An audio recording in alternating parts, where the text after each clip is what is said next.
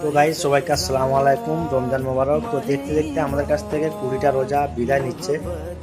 তো প্রথম থেকে আমি রোজা রাখছি, ওই জন্য সেরকমভাবে ঠিকঠাকভাবে ভিডিও বানাতে পারছি না। কারণ এখন দোকানে এখন হয়তো বললে তোমরা বলবে যে রোজা মাসে দোকানের কী চাপ।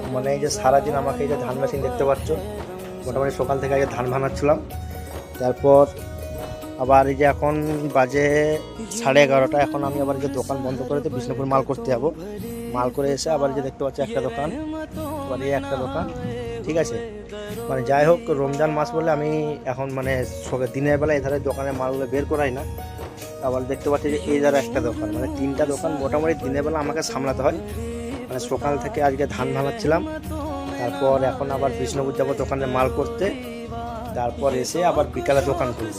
বিকালে তো এখন আমাদের রমজান মাসের তোমরা অনেকেই জানো যে বিভিন্ন রকম ভাজাভুজি, যেমন চপ, পেঁয়াজি, পকোড়া, এসব চাহিদা থাকে বেশি। তো ওই জন্য বিকেলবেলাটায় প্রচুর চাপ হয়ে যাচ্ছে, ওই জন্য ঠিকঠাকভাবে এখন ভিডিও বানাতে পারছি না।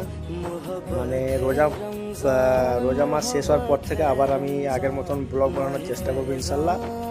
তো সবাই কে কে রোজা রেখেছো এবং পুরো রোজাটা কে কে রাখবে অবশ্যই কমেন্ট করো। আমিও রোজাটা পুরোটা রাখার চেষ্টা করছি ইনশাল্লাহ। সবাই দোয়া করবে আমার জন্য। ধন্যবাদ। আসসালামু আলাইকুম।